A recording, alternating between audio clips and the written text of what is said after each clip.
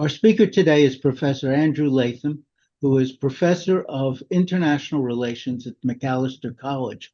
His work focuses on grand strategy, classical geopolitics, and realist approaches to great power competition, with a particular emphasis on the geopolitics of deterrence and compliance in today's era of great power competition.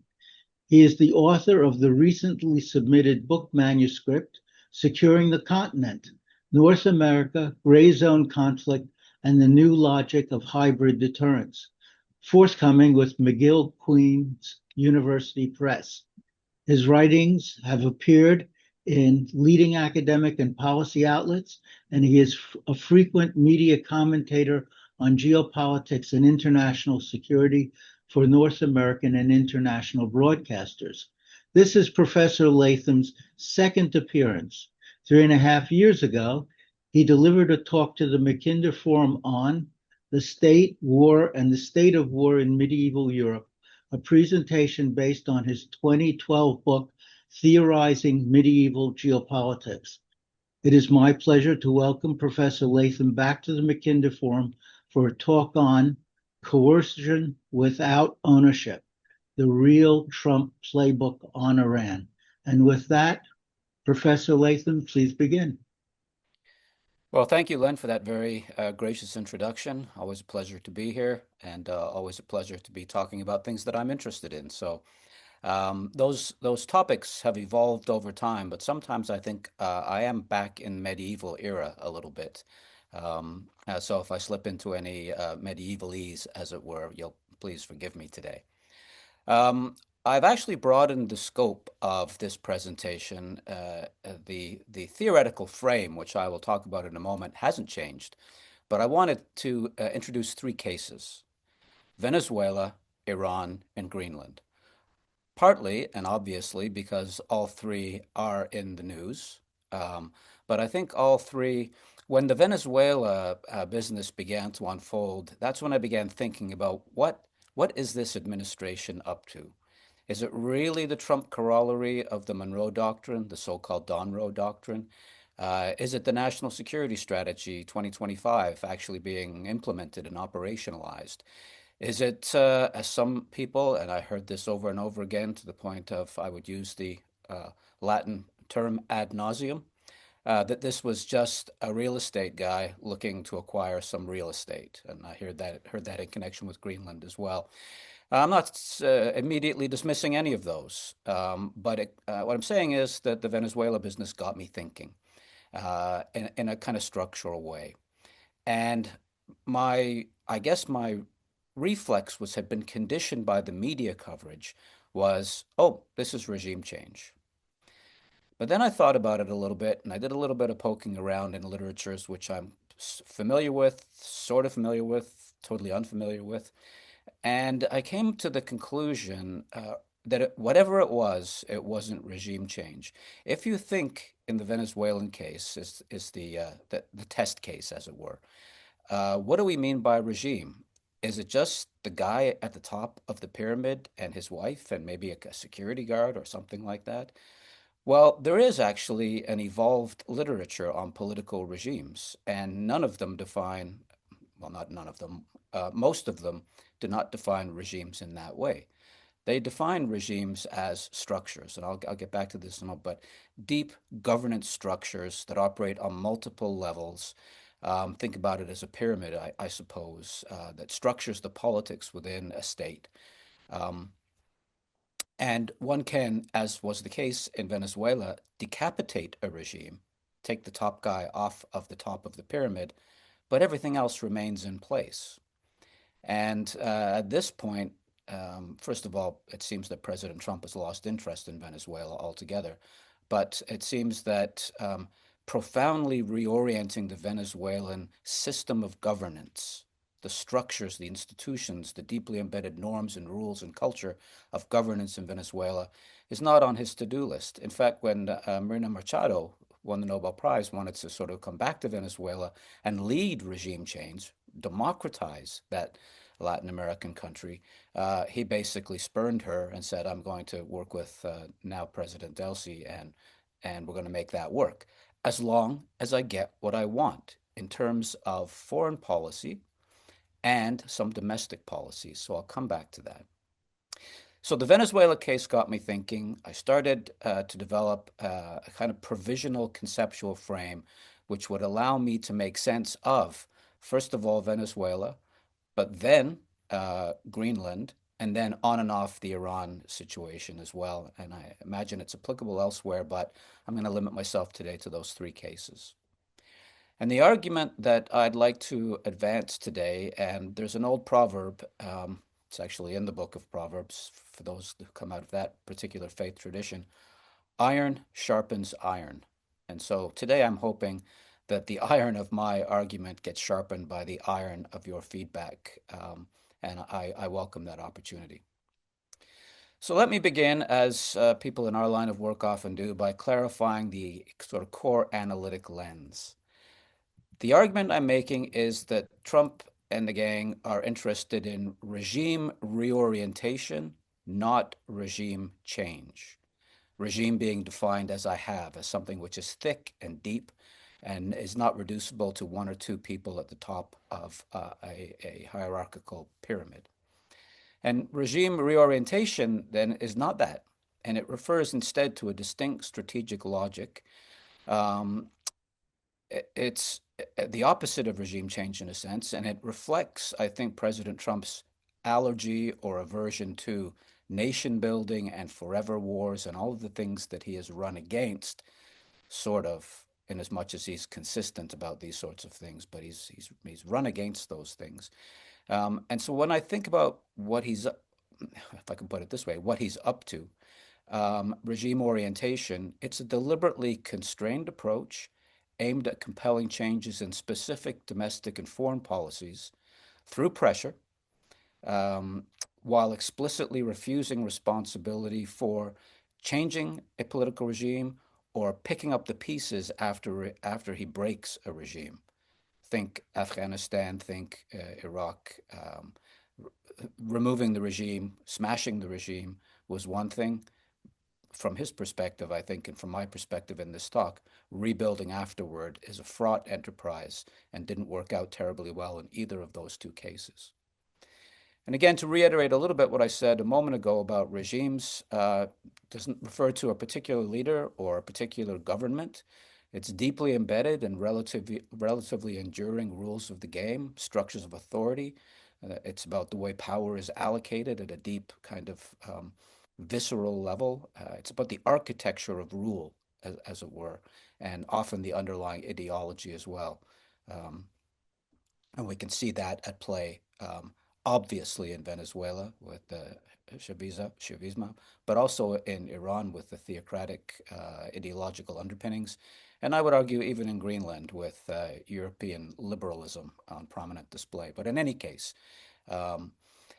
these regimes are institutional and social architectures, not merely administrations, as Americans would understand the term, or governments, as people in other parliamentary traditions would use that word. So regime reorientation does not seek to dismantle or reconstruct the architecture of rule. Its objective is narrower, to alter behavior, and consequentially and importantly, without inheriting responsibility for the political order. I think those are the ends, and the means, fairly standard. The instruments used to apply this pressure to bring about regime reorientation run the gamut from hard power, sticks and carrots, soft power, the power of attraction, and even sharp power, the power of manipulation and disruption, especially in the cyber realm. In other words, if I can boil it down, this regime reorientation strategy is about changing what states do, not what they are. And I think that's the distinction that gives coherence to my comments about the three cases. So let me begin with Venezuela, which, as I said, I treat as the kind of, I don't know if test case is quite the right word, but it's the most obvious case to my mind. It kind of provisionally proves the argument. It clearly demonstrates how regime reorientation logic has already been played out in practice over time, not much time, a month or so. It's not merely a theoretical construct then, it's a frame that has touched down, and I think we can see it um, reflected in practice. So what were the behaviors that Washington, the Trump administration, sought to change that it could accomplish without regime change, merely with what I'm calling regime reorientation? There was a lot of blather. That's a technical political science term some of you will recognize. A lot of blather about transnational crime and drugs and piracy and all the rest of it. And they figured quite prominently in the public rhetoric. But I think when you look closely, both at the National Security Strategy document promulgated late in 2025, but also carefully parsing what what President Trump was saying and what we are now referring to as a convenient shorthand as the Monroe Doctrine, portmanteau, everybody knows, which brings together Monroe Doctrine and Donald Trump's name. It's about reor the key goal, the key American objective was to reorient Venezuela's geopolitical or strategic posture. And in particular, it was about minimizing the role, the influence, the presence of China, Russia, and Iran in the Western Hemisphere.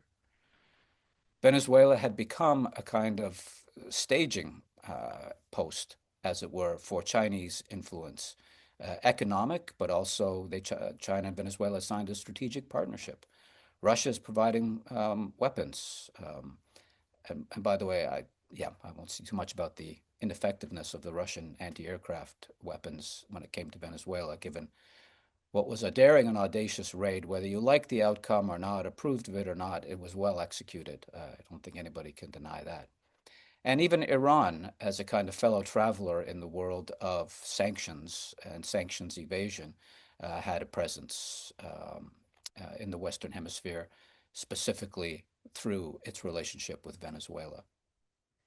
So if those were the major sticking points, the major points of contention as far as the U.S. was concerned, looking at Venezuela, then regime change wasn't necessary. Regime change would have brought with it all kinds of costs. There would have been massive refugee flows, even more massive than there have been. America's friends and partners in the region wouldn't have welcomed that, nor would Donald Trump's base, because a lot of those people would have ended up coming to the U.S. as well, which would have exacerbated what the MAGA crowd considers to be a real problem with migration. So it was not changing the regime with all that entailed and the costs, but it was about getting Venezuela, Caracas, to stop hosting Russian, Chinese, and Iranian agents and stop doing their bidding in the Western Hemisphere. And that fits clearly within the Trump corollary of the Monroe Doctrine, and which treats the Western Hemisphere as a privileged strategic place for the United States, and which does not envision a role for extra hemispheric powers in the Western Hemisphere. So what that, I think, those were the primary objectives. Those were the primary interests at play as far as Washington was concerned. Venezuela is not a major supplier of narcotics to the United States. A lot more come through Mexico and places like that. That was something which was used to justify this to certain constituencies, but I don't think it was the true motive. So what did the U.S. do in the run-up to actually abducting, to use a value-free, value-neutral term, abducting President Maduro? There were sanctions, efforts at diplomatic isolation, economic coercion, selective military signaling in the run-up to the actual use of force, deployment of carrier strike groups, etc. And all of those were calibrated to raising the costs of maintaining, for Caracas to maintain its alignment with Russia, China, and Iran. And again, no real interest in changing the regime as long as those alignments were changed and as long as Venezuela, in some meaningful sense, in terms of geopolitics, was brought back, that's not the right way to put it, was brought onto Team America decisively and convincingly. It was, in other words, to compel a shift in behavior directly tied to hemispheric grand strategy. It wasn't, as some people tried to portray it, as a bust, a police raid with a few extra troops attached to it. It wasn't that. It was something really quite different. Sharp power obviously was the culmination of this, the use of force to enter the presidential palace and to abduct the sort of legitimate head of state. That's contested. And that was it. It wasn't like in Afghanistan in 2001. It wasn't like Iraq when the United States went in. There was no equivalent of dismantling the Ba'ath Party, for example, nothing like that. There was signals sent almost immediately to the successor administration, you're going to play ball with us or else. And the signals that were sent back pretty clearly and pretty quickly were, yep, we'll play ball.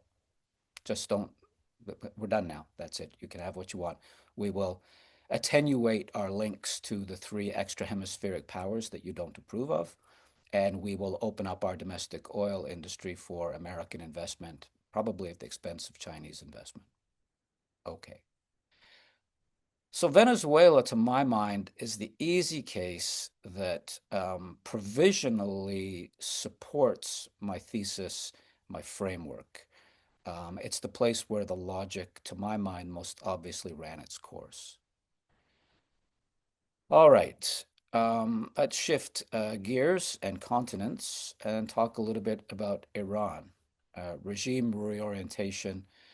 I'm taking that model, that frame, I'm going to apply it to that context and see if it still works. Because now we have a different geopolitical context, a different relationship.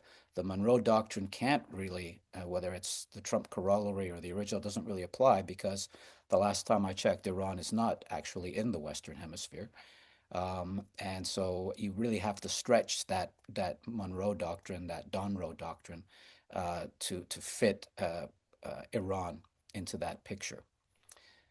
So what's been going on there?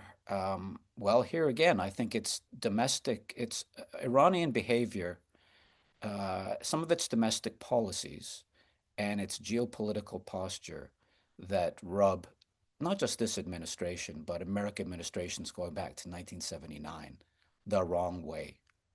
And it boils down to really two issues, one of which is not oil. I know that there's a constituency in the United States which thinks that everything the U.S. does is about oil. And I always remind my students that, in fact, there's a lot of places that the United States has intervened over the years that actually don't have any oil. So there must be something else that's motivating them. What is it in this case, I think, that I'm always looking for a word so I don't have to say that trumps something, that supersedes that logic. One, preventing Iran from acquiring nuclear weapons and the viable delivery systems. Iran right now, the JCPOA back in 2015 didn't even address the delivery systems. Iran has been able to develop intermediate range and intercontinental ballistic missiles that can certainly reach Europe without any difficulty and may be able to reach the United States.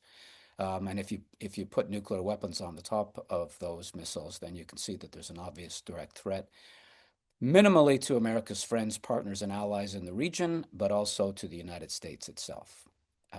So that has always been a high priority, and that's a behavior. Stop developing the breakout capability that will allow you to weaponize that technology in a moment's notice. You have to stop that. And we saw the application back during the 12-day war of force intended primarily not to change the regime, but to stop that regime from acquiring, developing, and deploying nuclear weapons. And the second geopolitical behavior that Washington wants to change, the second form of regime reorientation, is to contain Iran's geopolitical meddling in the region through its proxies, Hezbollah, Hamas, the Houthis. They threaten American friends, partners, and allies in the region. They threaten key maritime routes, uh, and that does involve oil, but it involves more than oil. The so-called Gate of Tears, Bab al-Mandab, the Red Sea, etc. So the primary objectives when I look at Iran are changing its external strategic behavior, not dismantling Iran's political regime. I don't think there is a big, I don't think there's much interest in the Trump administration, what he and his supporters sometimes call the deep state, I call it the administrative state, in returning the Shah's son to the throne in Tehran. I just don't see that. There's not even much interest in introducing a kind of liberal democratic regime to Iran because of the instability and all of that. There's just a real a perceived pressing need to change Iran's behavior around nuclear weapons and its geopolitical quote unquote meddling in the region. And well, I think that take has been complicated a little bit. So again, hard power, soft power, sharp power, all sorts of efforts to bring pressure on Iran, including the use of airstrikes, to get it to change its ways. But at a moment of profound, the brittleness of the regime has been revealed in Iran. And at a moment where, although things seem to have subsided a little bit now, internal pressures were mounting in favor of regime change. Again, not just removing one or two mullahs, but removing the entire theocratic governance structure, now deeply embedded. Um, and so again, some people were saying, well, why is Trump sending now the aircraft carriers that have been deployed to the Caribbean and the South China Sea and now sending them in the direction of Iran? Well, regime change. I think that's still a possibility, but it's unclear to me how an American airstrike launched from the Abraham Lincoln would amplify and assist those indigenous forces which want regime change. When I look at the legitimacy of the Iranian regime, it's always, for every regime, the ability to deliver the economic goods fail, a profound fail on that score. The ability to deliver on the promises of the theocracy. Well, the Iranian people are becoming more and more secular, and they're resisting that particular narrow definition of political Islam. And then the final leg of the stool has been, well, at least this regime is able to defend the Iranian people from external challenges and threats. And then the 12-day war demonstrated that that was palpably untrue.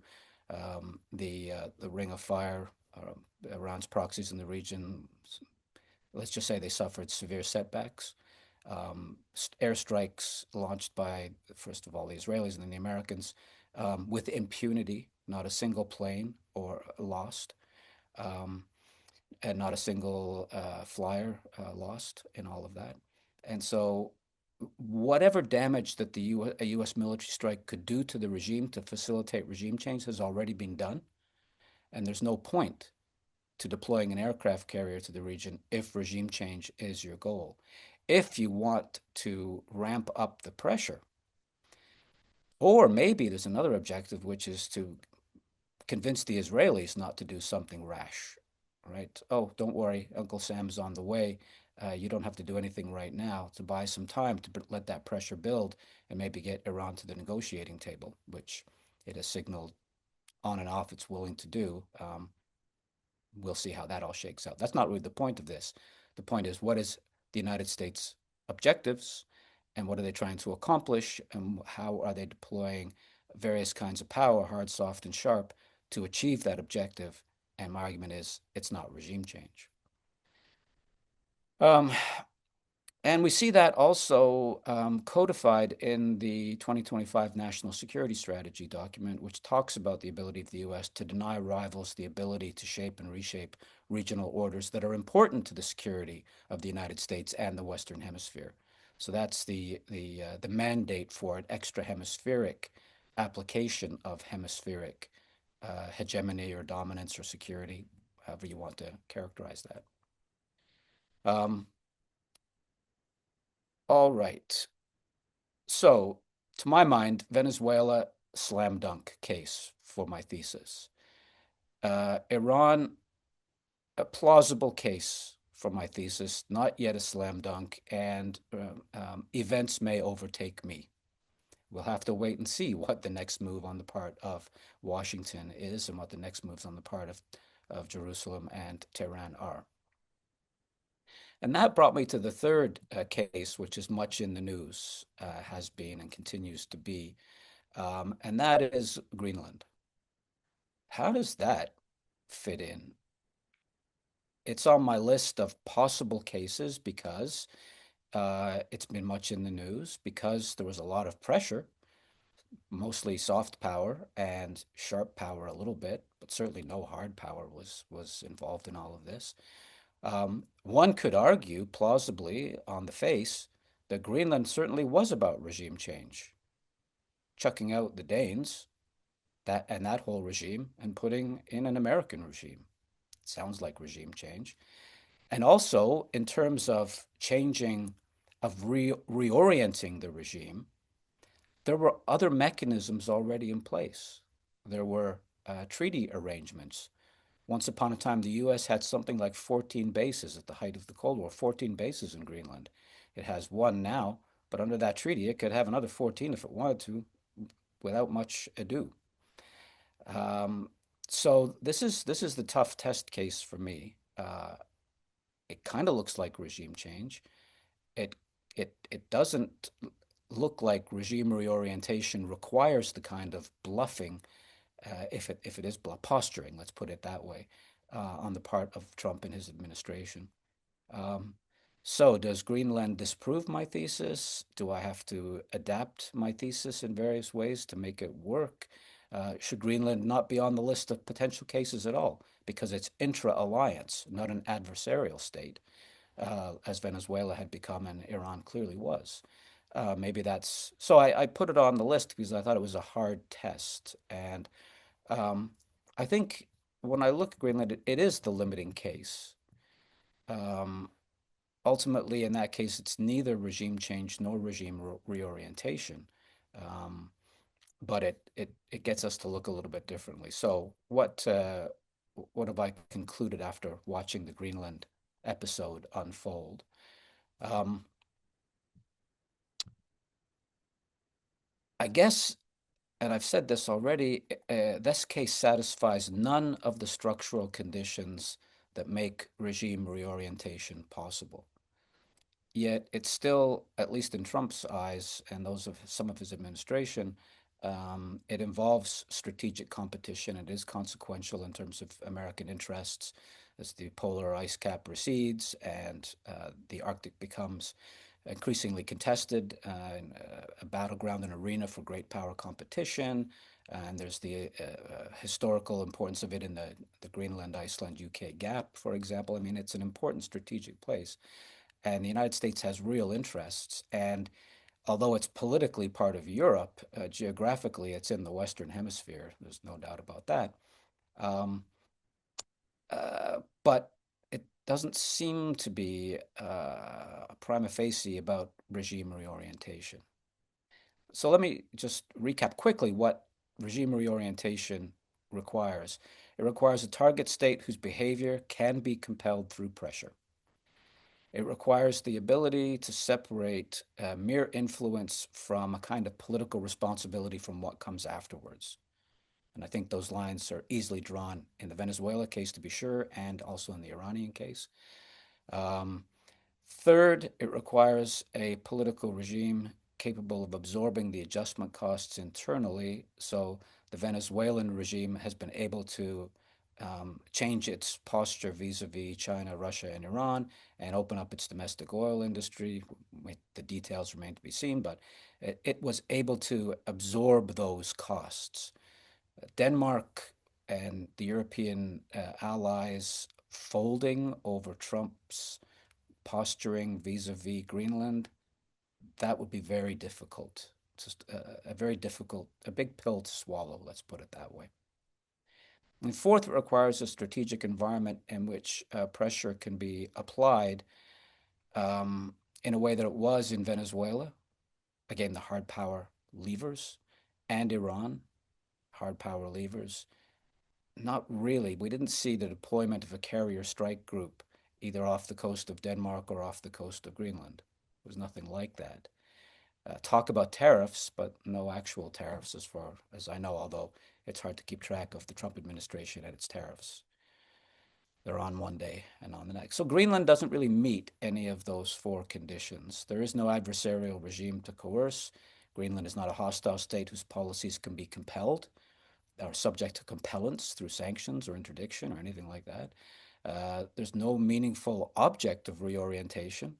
So the first condition fails. It's embedded in Danish territory and NATO institutions.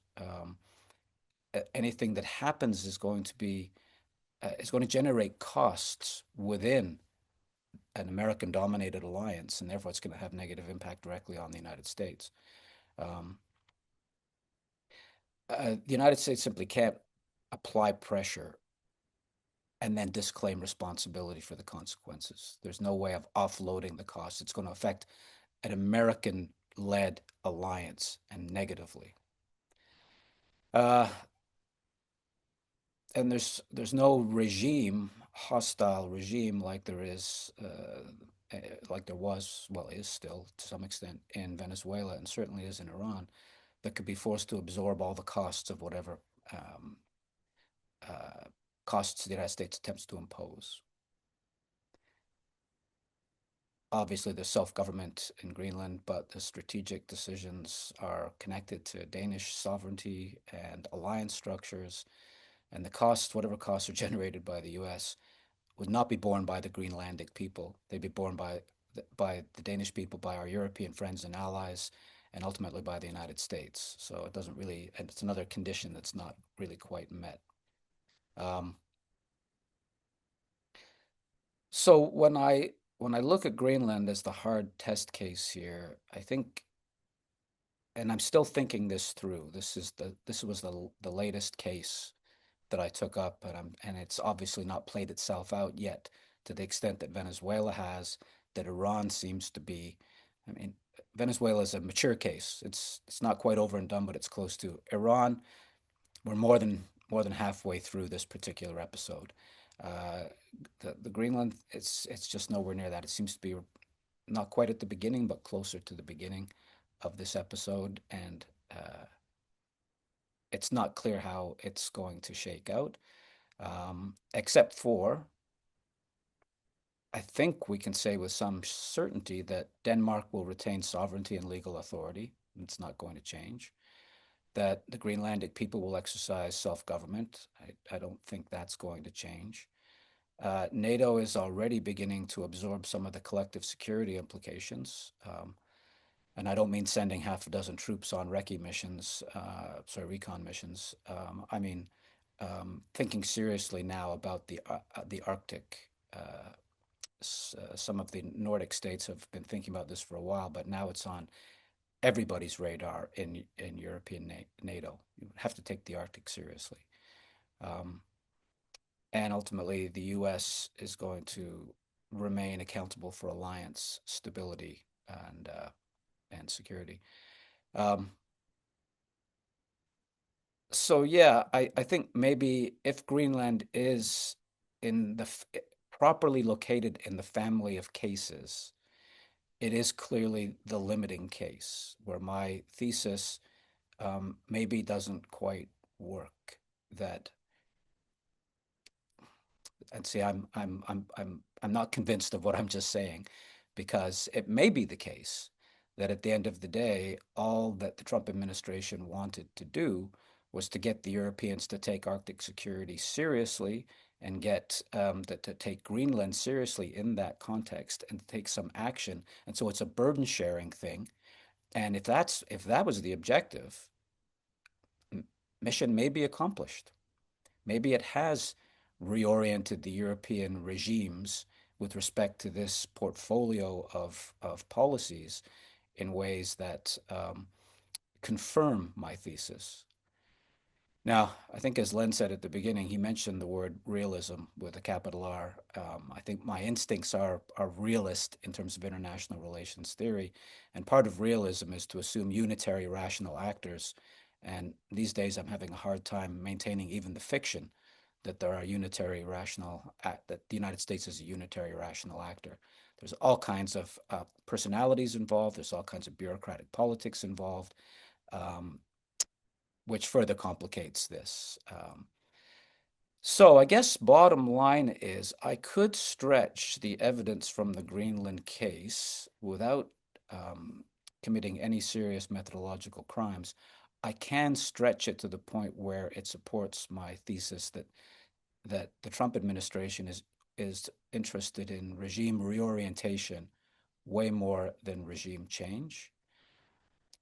But Greenland, to my mind, is a cautionary note being sounded that maybe there are elements of this. Maybe this framework can't explain all of the high-profile strategic moves that this administration is making.